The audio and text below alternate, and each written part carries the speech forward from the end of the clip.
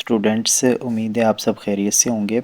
Last lecture के अंदर हमने 4 ब्रांचेस डिस्कस की थी बायोलॉजी की। तो आज हम फिर बायोलॉजी की मज़ीद कुछ ब्रांचेस के बारे में पढ़ेंगे। तो आज हमने पढ़नी है जो बायोलॉजी की अगली ब्रांच है वो है साइटोलॉजी। साइटोलॉजी तो साइटोलॉजी क्या है? बायोलॉजी की वो ब्रांच है जिसमें हम सेल्स के बारे में पढ़ते हैं। पिछले लेक्चर में भी हमने पढ़ा था सेल्स जो हैं, सेल्स के मिलने से टिश्यूज़ बनते हैं। तो अब सेल्स किससे मिलकर बनते हैं ये तो हमें पता है। सेल्स जो हैं वो क्या होते हैं? बिल्डिंग ब्लॉक्स होते हैं किसी भी ऑर्गेनिज़म के। बिल्डिंग ब्लॉक्स हैं वो क्या होते हैं? सेल होते हैं। कि कोई भी ऑर्गेनिज़म है जो वो सेल से मिलकर बनता है। किसी भी ऑर्गेनिज़म के बनाने के लिए जो बुनियादी चीज़ है वो सेल होता है। तो सेल्स क्या होते हैं? किसी भी ऑर्गेनिज्म के बिल्डिंग ब्लॉक्स होते हैं। सेल्स किससे मिलकर बनते हैं? ऑर्गेनेलीज से। सेल्स के अंदर छोटे छोटे स्ट्रक्चर्स पाई जाती हैं जिनको हम क्या कहते हैं? सेल ऑर्गेनेलीज कहते हैं। सेल ऑर्गेनेलीज ही वो चीज़ें हैं जिनसे मिलकर सेल बनते हैं। बेसिकली हर एक ऑर्गेनेली जो है वो एक ख़ास किस्म का काम परफॉर्म करता है। उन सब ऑर्गेनेलीज के काम जब मिलते हैं तो फिर वो सारे ऑर्गेनेलीज के काम मिल के एक सेल का काम बनाते हैं। तो वो ऑर्गेनेलीज क्या होते हैं?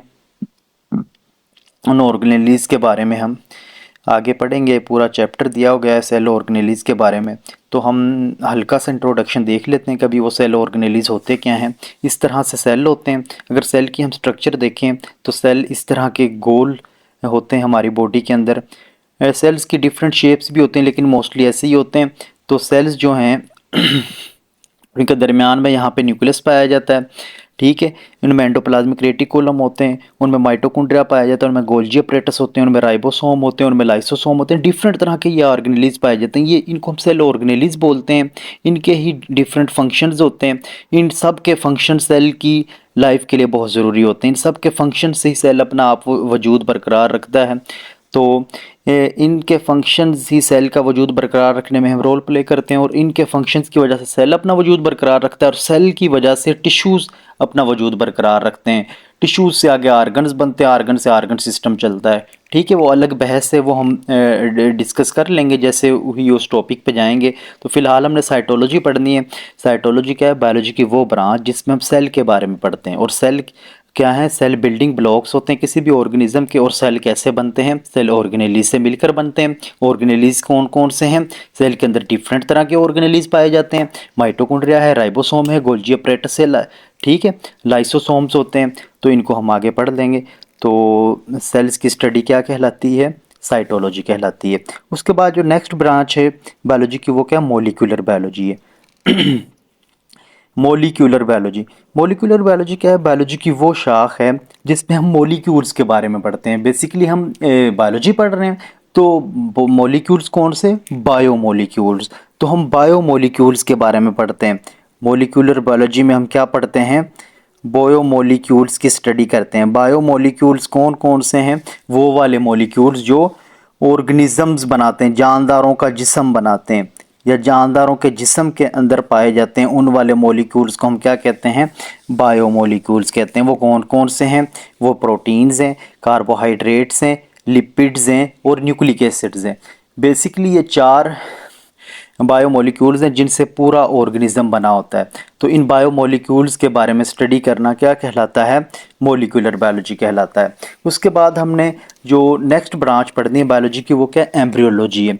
एम्ब्रियोलॉजी है जो बायोलॉजी की वो ब्रांच है जिसमें हम क्या करते हैं?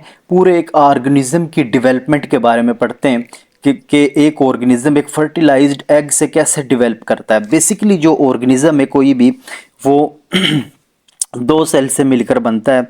ठीक है। एक जो सेल है वो सप्रम सेल होता है, एक एग सेल होता है। ठीक है। सप्रम सेल मेल की तरफ से और एग सेल फीमेल की तरफ से आता है। दोनों सेल्स क्या करते हैं? जुड़ते हैं। ठीक है।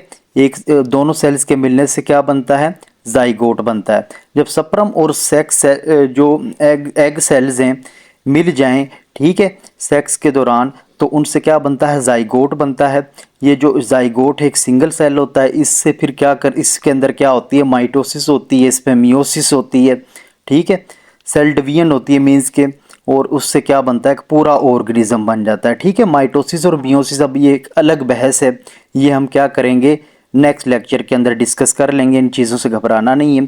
सिर्फ आपने इतना याद रखना है कि एक जाइगोट या जो फर्टिलाइज्ड एग है, फर्टिलाइजेशन कहते ही इसको है कि सप्रम और एग सेल के मिलना और जाइगोट बनना क्या कहलाता है, फर्टिलाइजेशन कहलाता है। इस एक फर्टिलाइज्ड एग से क्या करना, पूरा ऑर्गेनिज्म बन जाना। इस जाइगोट से क्या करना, इसमें माइटोसिस होना, इसमें मतलब इससे पूरा एक जानदार बन जाना, ऑर्गेनिज्म बन जाना। तो इस सारी स्टडी के बारे में बायोलॉजी के जिस ब्रांच के अंदर पढ़ते हैं उसे क्या कहते हैं, हम एम्ब्रियोलॉजी कहते हैं। ठीक है, तो एम्ब्रियोलॉजी क्या है, बायोलॉजी की वो ब्रांच जिसमें एक फर्टिलाइज्ड एग से पूरे जानदार बनने तक के अमल के बारे में पढ़ा जाता है। तो आज हमने बायोलॉजी की 3 ब्रांचेस पढ़ी हैं, तो उनको हम दोबारा से गो थ्रू कर लेते हैं। सबसे पहली ब्रांच हमने क्या पढ़ी है, साइटोलॉजी पढ़ी है। हमने कहा साइटोलॉजी बायोलॉजी की वो ब्रांच है जिसमें हम क्या करते हैं, सेल्स के बारे में पढ़ते हैं। सेल्स क्या होते हैं, सेल बिल्डिंग ब्लॉक्स होते हैं किसी भी ऑर्गेनिज्म के। किसी भी ऑर्गेनिज्म का जिस्म बनाने के लिए जो सबसे बुनियादी चीज़ है वो सेल होते हैं। सेल्स बनते कैसे हैं, सेल ऑर्गेनेलीज के मिलने से बनते हैं। ऑर्गेनेलीज क्या हैं, छोटी छोटी साख्तें हैं जो सेल्स के अंदर पाई जाती हैं और हर ऑर्गेनेली खास काम करती है। डिफरेंट तरह के ऑर्गेनेलीज हैं जैसे राइबोसोम है, माइटोकॉन्ड्रिया है, लाइसोसोम है, एंडोप्लाज्मिक रेटिकुलम है, गोल्जी अपरेटस हैं। इन सबको हम आगे डिस्कस करेंगे, पूरा चैप्टर दिया गया है ऑर्गेनेलीज के बारे में।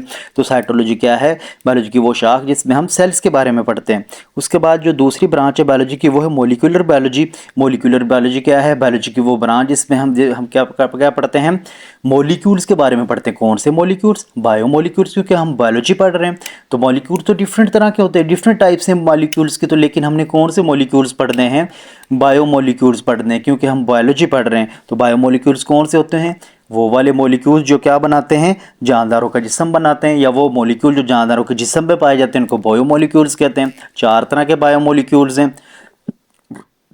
मॉलिक्यूल तो डिफरेंट तरह के पाए जाते हैं जानदारों के जिस्म के अंदर, लेकिन 4 मेजर मॉलिक्यूल्स हैं जिनसे जानदारों का जिस्म मोस्टली बना होता है। वो कौन कौन से हैं, वो प्रोटीन हैं, वो कार्बोहाइड्रेट्स हैं, वो लिपिड्स हैं और वो न्यूक्लिक एसिड्स हैं। ठीक है, अब जो प्रोटीन, कार्बोहाइड्रेट, लिपिड्स हैं, जो बायोमोलिक्यूल्स हैं, इनके बारे में एक पूरा चैप्टर दिया गया आगे आपकी बुक में, तो वो हम डिटेल के साथ पढ़ेंगे, आपने घबराना नहीं है। ठीक है, सारी चीज़ें हम डिस्कस कर लेंगे ऐसा ऐसा, क्योंकि ये पहला चैप्टर है, बेसिक है, इंट्रोडक्शन है। इसके अंदर मतलब चीज़ें हम थोड़ी थोड़ी सीखेंगे कि कौन सी चीज़ें क्या क्या होती हैं। तो वो सारी चीज़ें डिटेल में हम आगे पढ़ेंगे। आगे एम्ब्रियोलॉजी हमने पढ़नी है, तीसरी ब्रांच। एम्ब्रियोलॉजी क्या है, बायोलॉजी की वो ब्रांच जिसमें हम एक फर्टिलाइज्ड एग बनने से लेकर पूरे जानदार बनने तक का जो प्रोसेस है उसके बारे में पढ़ते हैं। क्या कहलाती है, embryology. Embryology is the branch of biology in which we study about the development of an entire organism from the fertilized egg. तो एक फर्टिलाइज्ड एग से पूरे जानदार बनने तक का जो प्रोसेस है, सारे प्रोसेस को बारे में जिस बायोलॉजी की ब्रांच के अंदर पढ़ा जाता है उसको एम्ब्रियोलॉजी कहते हैं। ठीक है, तो एम्ब्रियोलॉजी, इसके अंदर हम क्या बेसिकली ऑर्गन फॉर्मेशन के बारे में पढ़ते हैं कि और जो जानदार बनता है उसके अंदर ऑर्गन्स कैसे बनते हैं।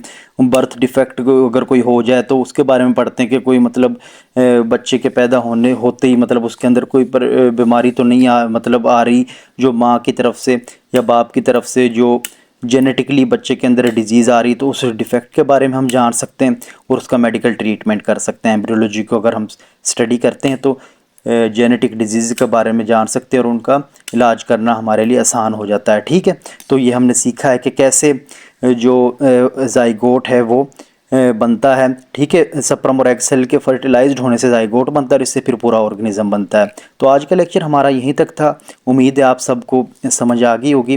तो अगर कुछ भी समझ ना आए, कोई भी टॉपिक समझ ना आए या कोई भी पॉइंट समझ में ना आए तो आपने कमेंट सेक्शन में जाकर ज़रूर पूछ लेना है।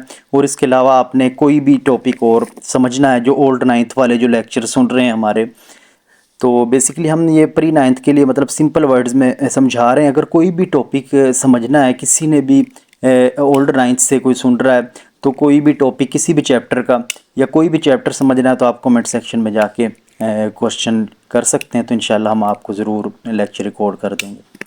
थैंक यू, अल्लाह हाफिज़।